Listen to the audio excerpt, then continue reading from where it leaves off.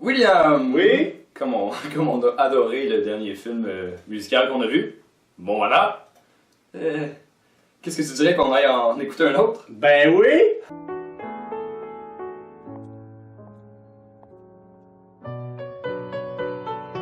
La La Land raconte l'histoire de Noah, un jeune ouvrier qui courtise effrontément l'adolescente Allie Hamilton, issue d'une famille bourgeoise du sud des États-Unis. Il tombe follement amoureux, mais leur idylle est interrompue par les parents d'Allie, qui l'envoient à New York. Ellie! Qu'est-ce que t'as pensé de La La Land? J'ai beaucoup aimé ça.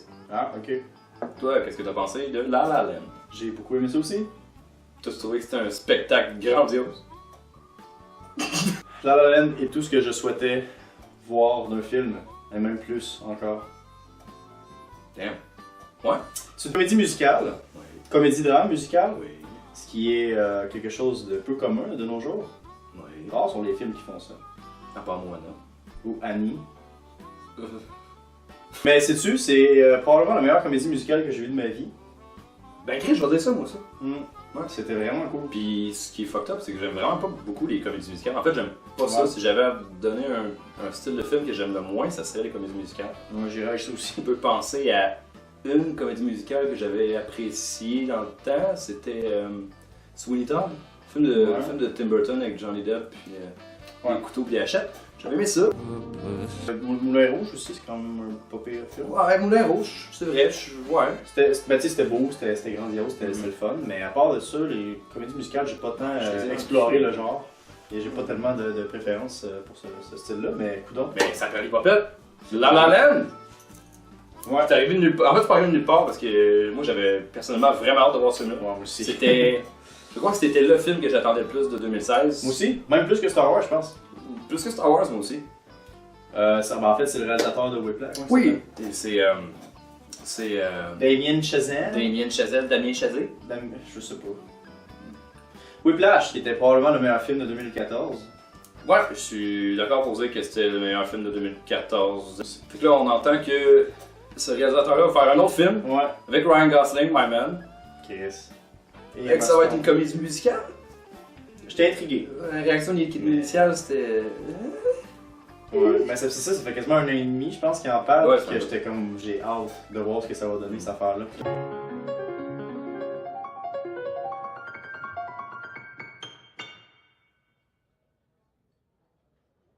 I just heard you play, and I wanted. It's pretty strange that we keep running into each other. Maybe it means something. I doubt it. Yeah, I don't think so. Ryan Gosling et Emma Stone ont une chimie électrisante. Gosling et Emma Stone s'entendent bien en fait. Ça paraît qu'il y a une chimie. Ils ont eu. C'est pas leur premier film ensemble. C'est pas leur premier rodéo. Ils ont fait. Ils ont fait Crazy Stupid Love ensemble. Ouais. Qui fitaient bien ensemble. Ouais. Ils ont fait ensuite de ça Gangster Squad que je n'ai pas vu. Moi non plus. Puis Ils avaient bien fité ensemble, je sais pas. Ça, je sais pas. Mais là, ils jouent ensemble dans ce film-là. Et ils ont vraiment une belle chimie. C'est quelque chose, c'est rare qu'on voit ça. Puis c'est ça que ça prend, je veux dire, c'est. Parce qu'en gros, c'est un film d'amour. Oui, c'est un film Si d'amour. c'est un film d'amour et que le couple est pas irréel et qu'on croit pas en leur amour, c'est mal parti un peu. C'est drivé ça par deux très bonnes performances. Parlons-en. Vraiment, oui. Bon, on a Emma Stone, je l'aime pas beaucoup, Emma Stone, je trouve qu'elle fait des choix de carrière bizarres d'un fois. Mais dans celui-là, Spider-Man 2. Dans celui-là, je pense que ça a été sa meilleure performance que j'ai vue. Je n'ai pas manqué beaucoup de performances d'Emma Stone qui valaient la peine, puis franchement, ouais, c'est la meilleure à vie. Pour vrai, ouais, Moi je pense l'aime. que oui. Moi je l'aime, mais c'est vrai que là-dedans, elle avait beaucoup de moments où elle pouvait shiner. Ouais. Il y a beaucoup de moments où est-ce que. C'est comme une petite ampoule. Comme une petite ampoule que c'est comme wow, là, elle est plus forte que d'habitude. Ouais. Puis on a Ryan Gosling, que j'ai trouvé très bon aussi. Ouais. Mais, autant que j'aime Ryan Gosling, puis si c'était une sauce, je m'en mettrais partout sur le corps. Ouais, moi aussi. On se rend compte avec ce film-là qu'il a le syndrome de jouer Ryan Gosling. Ouais, c'est sûr. Ça, c'est depuis longtemps. Il fait souvent ça. Il joue le gars charmant, décontracté, qui est drôle, qui est spontané. Je peux penser à un ou deux films dans lesquels son rôle est un petit peu différent, mais sinon, Ouais, mais à part de ça. il est très bon. Il est très bon pour jouer Ryan Gosling, mais il joue Ryan Gosling On dirait que souvent. 3-4 de ses films, le personnage pourrait être le même, puis on verrait pas ça. Ouais, c'est vrai. Mais comme tu l'as dit, ça fit parfaitement avec La La Land. Ça fait vraiment bien. C'est l'acteur qui a très bien, ça fonctionne dans ce film-là. Oui, parce qu'il dégage un charisme très charismatique. Un charisme charismatique, c'est le mot. Puis c'est un film, bon, il faut que je change dans le film. Il n'y a pas une belle voix nécessairement, puis pourtant on s'en calisse bien raide. Ben, moi j'ai trouvé qu'il n'y a pas tant besoin d'une belle voix parce qu'il y a... Parce qu'il y a des abdos. Parce qu'il y a des abdos. Non, mais c'est beau dans la laideur. Oh, il chante pas mal, il chante pas mal, mais il chante pas, c'est pas un chanteur, tu sais. Puis pourtant ça va pas, ça va pas bugger. Pas dérangé comme Russell Crowe dans Les Misérables. The flames, the soul. Les personnages, parce que outre les acteurs, il y a aussi des personnages dans le film. Ouais, il y a ça. Joués par des acteurs, les personnages sont écœurants. Vraiment beaucoup. Ouais. Ben, c'est probablement le plus fort du film, le point le plus fort du film. Un des points les plus forts du film, c'est les personnages auxquels on s'attache beaucoup. Puis on comprend facilement puis clairement ce qu'ils veulent dans la vie. Ouais, puis ça fait qu'on est vraiment de A à Z attaché à pourquoi. Parce que pour avoir des bons personnages, il faut comprendre leur motivation, puis il faut se mettre derrière eux, puis vouloir le meilleur pour eux. Puis on comprend très bien leur motivation. Ryan Gosling est un joueur de piano jazz qui souhaite faire revigorer le jazz dans le monde. Emma Stone qui veut devenir une actrice, percer dans le domaine du monde des acteurs, qui a de la misère aussi, tout comme Ryan Gosling. Dans un monde où tout est plus fake, elle fait des auditions que personne n'écoute. Ça reflète beaucoup comment c'est dans l'industrie aujourd'hui. La La Land, j'estimerais que c'est un beau message, un beau clin d'œil, un bisou humide à tous ceux là-bas, ici aussi, qui veulent percer dans un milieu artistique. Ouais. Ça leur dit go. C'est ça. Puis wow. Les thèmes présentés dans le film sont très beaux, très inspirants. Parce que c'est ça, c'est un peu. Le thème, c'est un peu de croire en nos rêves. Et c'est facile avec ça de tomber dans le quétaine. Mais dans le film, ça a été fait de façon très subtile et touchante. Fait que quand ça a fini, j'avais le goût de devenir quelqu'un. Donc c'est Damien Chazelle qui fait le film. Puis derrière la caméra, c'est Esti qui fait une belle job! Oui, mais il fait vraiment un beau travail, c'est fou raide. Ouais. Comment que ce film-là est... Ok, le film commence avec un take très long. Probablement qu'ils ont réussi à couper quelques endroits. Comme très Birdman, mais ouais, c'est un bon 5 minutes. Ouais, Que 5 minutes c'est une chorégraphie, puis ils se sont fendus le cul en 14 pour faire ça. Puis ça émane de la joie, comment ils réalisent. Ça paraît qu'il y a de la passion dans la caméra. Il y a quelqu'un qui a une idée. Vraiment, idée. Ça paraît qu'il y a vraiment le goût de transmettre un message, le goût de faire ce film-là, puis ça y tient à cœur, il s'en fout qu'il fasse de l'argent ou pas. Lui, il veut juste faire un film sur le jazz, sur les acteurs, sur une passion de quelqu'un. Puis je pensais à ça l'autre fois en venant de l'avoir écouté, je me disais, imagine si c'était un studio d'Hollywood qui avait écrit ce script-là et qui cherchait un réalisateur juste pour faire la job. Mettons qu'il appelle quelqu'un et dit Mark Webb. Hey, Mark Webb, on a un film qui s'appelle La La Land, ça te rapporte 100 millions. Veux-tu le faire? Alright, guys. Ça serait pas du tout le même film. Ça pourrait devenir du caca assez rapidement. Ouais, c'est rare. On sent que c'est un artiste qui est derrière la caméra. Puis ça se sent dans vraiment chaque. Il n'y en a pas un qui est juste laissé pour compte ou bon, faut que l'audience sache ça. Fait qu'on va juste le filmer. Tu sais, les plans les plus insignifiants de quelqu'un qui va aller se brosser les dents, il y a du travail là-dedans. Ouais, c'est très vrai. À un moment donné, Ryan Gosling est dans un restaurant, puis il joue du piano, il joue des tunes quétaines que ça ne tente pas de jouer. Puis à un moment donné, il se décide à jouer la tune qu'il veut, que les lumières baissent tranquillement, puis ça devient juste un spot sur lui. Puis là, ça zoome vers lui, puis on sent qu'il y a une certaine drive, puis que là, il sent sa place. Puis avec des jeux de lumière comme ça, c'est là qu'on transcende le réel. On tombe dans le surréalisme quelquefois, comme c'est un petit peu normal dans les films de comédie musicale parce que ça fait pas de sens qu'ils se mettraient à chanter. Ouais. Fait que là, les lumières baissent, ça arrive-tu le vendredi ou pas? Non! Mais c'est comme pas important, puis ils font ça souvent dans le film, juste qu'on tombe complètement dans l'imaginaire, qu'ils se mettent à voler, puis on embarque complètement. Pour refléter un peu la tête pleine de rêves puis Ouais.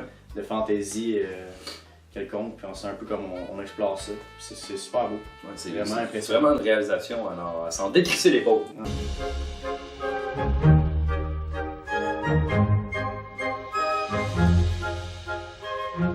How are you going to be a revolutionary if you're such a traditionalist? You're holding on to the past, but jazz is about the future. Si j'avais un négatif à donner, j'ai trouvé que c'était peut-être trop long. Pas trop long.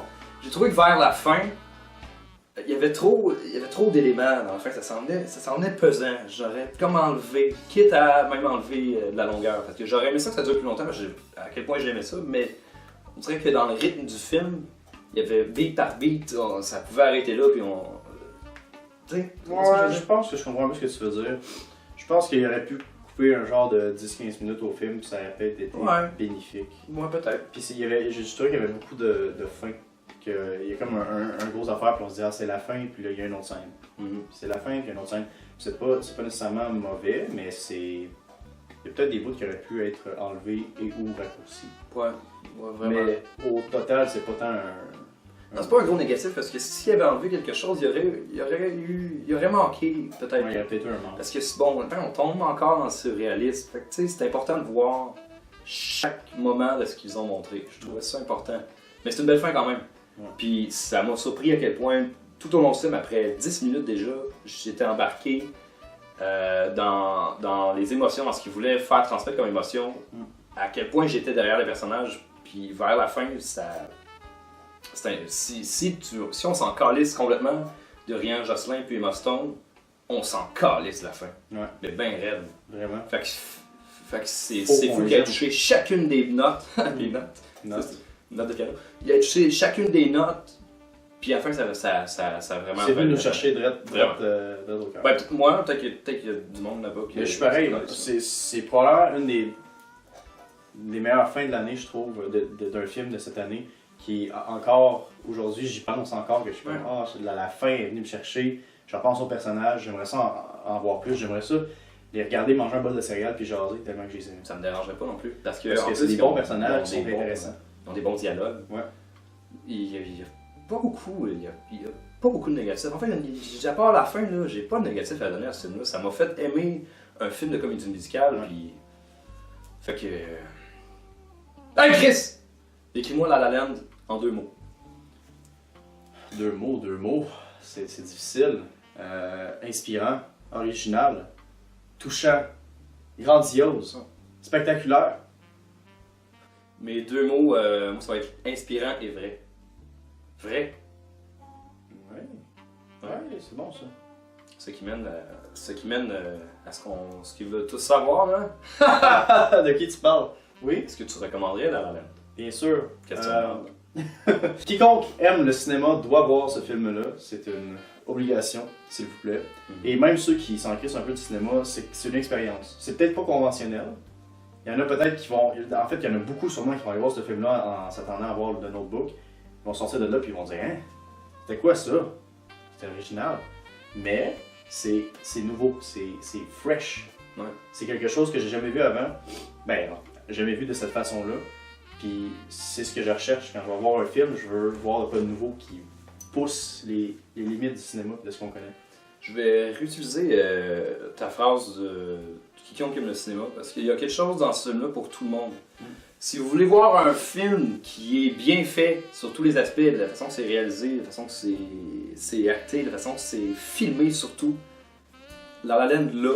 Puis si vous voulez voir une histoire d'amour qui est touchante, celle-là aussi, j'aime pas les films d'amour, mais Chris, c'est un bon film là-dessus. C'est un des best Vraiment. couples dans l'histoire des films d'amour. Oui. Je les aime bien. Mais c'est pas une histoire sur leur couple pourtant, mais ça reste une partie de l'histoire, puis c'est extrêmement bien fait. Fait que peu importe ce qu'on veut dans un film, les deux opposés polaires, là, c'est là.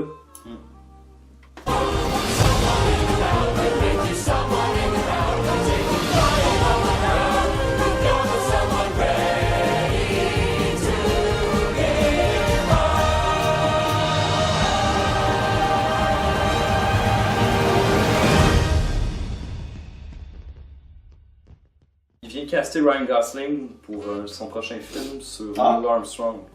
Ah ouais, je sais. Ouais, vois-tu, j'ai un doute. Neil Armstrong, Ryan Gosling, ça va être un film sur son expédition vers la Lune. Mais quand j'ai entendu parler de La La Land, j'étais inquiet aussi, j'étais perplexe, fait que j'ai hâte de voir quand même. Ça m'intrigue. C'est spécial, lui, il fait ça des films sur la musique, Ouais, sur je la sais. passion, puis là c'est sur... The Last Man. Ah ouais. Coudonc. Donc, on est en 2017. Oui! Tu dirais quoi qu'on peut faire un espèce de récapitulatif de 2016? Tu sais, mettons les films qu'on a aimés, les films qu'on n'a pas aimés, les films qu'on aurait aimés mais qu'on n'a pas aimés, puis les films qu'on aurait aimés, ne pas aimés, mais qu'on a aimés finalement, puis ce qu'on a aimé. En effet, c'est une Bon, bonne... fait qu'on va faire ça. Écoutez ça, pas de suite, maintenant ça va sortir. Dans 8 jours. Peut-être plus. Peut-être plus. Peut-être moins.